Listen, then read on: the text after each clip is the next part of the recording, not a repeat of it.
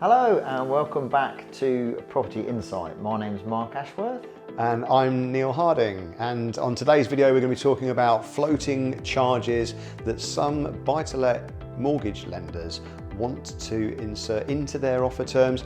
It's not a good idea. We're going to outline all the problems with that and why you really need to be reading those mortgage offers really carefully and think carefully before you ever accept that term.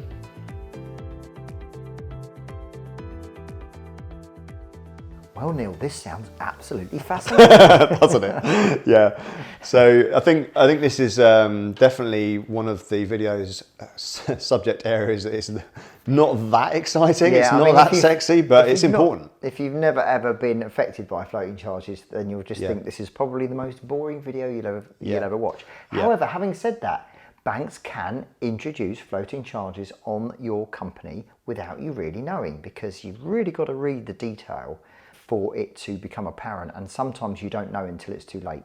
So we know people that and myself, I've been through it. Yeah, I've had a mortgage offer before that's had in the terms that there's a floating charge on the assets of your limited company, and it's not a good idea to proceed with a mortgage offer like that. So first of all, let's just go through what a floating charge is. So Mark, floating charge. Okay, so a floating charge is basically a legal charge that a bank puts on your company, which allows them to access any of the assets on the balance sheet. So let's say you've got 5 properties in your limited companies. You go to buy a 6th property, and on that property you're going to get a mortgage.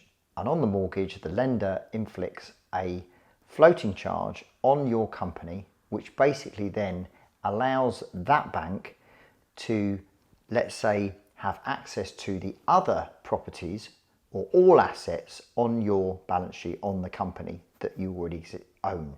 So of course the issue with that is that you could have mortgages on all of the existing properties that you own, and so therefore that then conflicts with the lenders that are lending on that particular property. So when you come to then, let's say they put the floating charge on, and then you go and buy a 7th property, and the lender looks into your company and sees that there is a floating charge on there because it's typically registered at company's house, then what will happen is that lender will probably say, well, we don't really want to lend to you because you've got a floating charge on the company. Yeah, so it's a real problem for access to future borrowing, and it really restricts the options that you have if you want to grow your property investment business. In that scenario, you're trying to go to property number 7 is very hard. And I think that actually it's kind of a thing that the lenders know that other lenders don't like, but I think they just kind of try and shoehorn it in without really anybody knowing, until it comes to a point where it becomes a bit impossible for you to get lending from other places. Because in my experience, and I think we've experienced this with one of your mentees, where we've requested to have the floating charge removed, and by writing a number of letters and stating your case, let's say, with the help of perhaps a lawyer or with the help perhaps of the mortgage broker, I've actually had the floating charge removed. Yeah. So clearly it wasn't absolutely necessary in the first place. They just kind of belt and braces. We're going to basically put this charge on because we feel that we want some extra protection, I guess.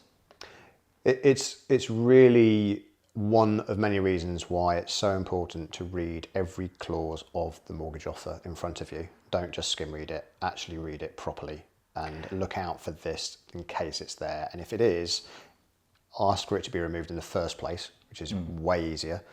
And if you're in a situation where you can get an alternative mortgage, then you might want to consider getting an alternative mortgage offer from someone else that's not insisting on this clause.